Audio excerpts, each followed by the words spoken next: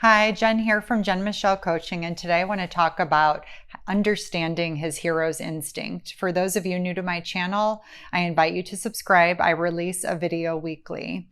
I actually did a video on igniting his hero's instincts about a year ago, so I will link that here in case this is a topic that is of high interest to you. But today I want to dive into understanding his hero's instinct so we can really draw that out in a very authentic and deliberate manner, because we all win when we bring out the best in another person.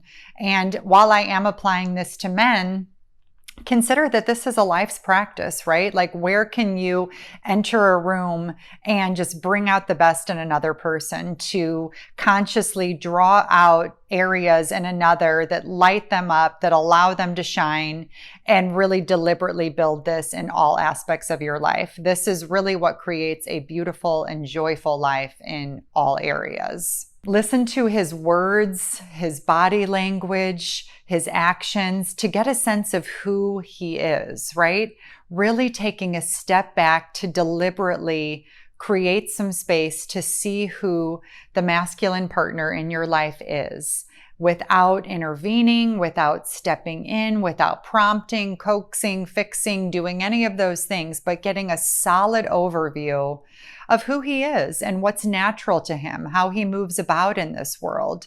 Because when we kind of step back and observe in this way, we build a beautiful foundation and we draw out the best in another, because we are letting them move about in the ways that feel most intuitive to them. And it allows us to build solid trust and just connection with another, because we see who they are.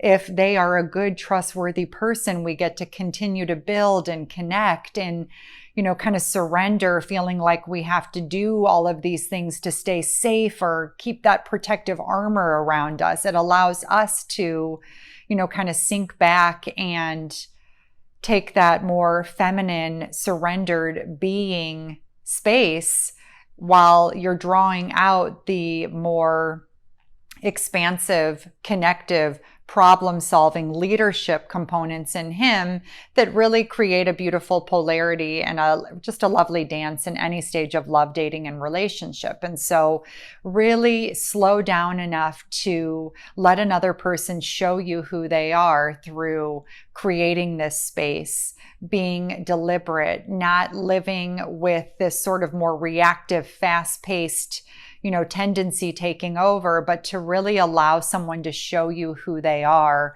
recognizing that this is a really important step that many bypass in getting to really know another.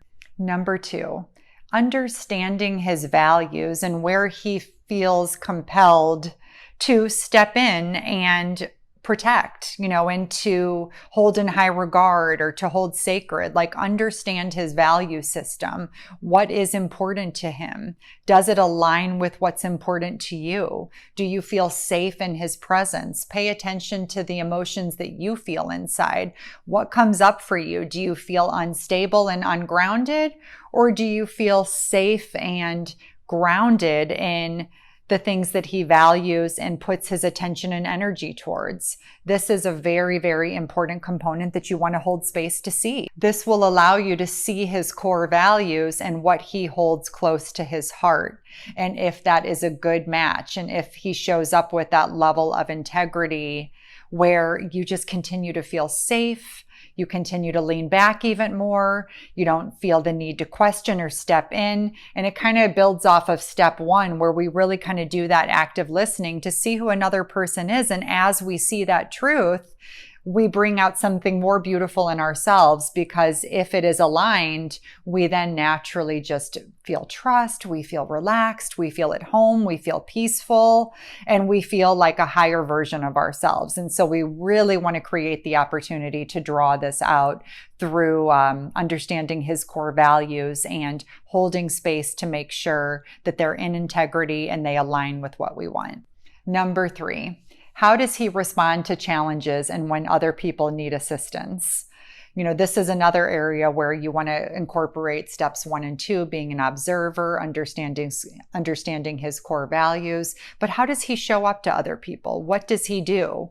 Does he take the easy way out, or does he go out of his way to really make people's lives better and to be a positive influence on others where he just doesn't have to be? This is an area where we pay attention to all the things that he does that he doesn't have to do at the end of the day. What is he doing to contribute to his community, to his children if he has children, even his pets, to his parents? Pay attention to a man's relationships. Does he have long-term friendships and good familial relationships? Or has he burned a bunch of bridges and only have kind of short-term people in his life?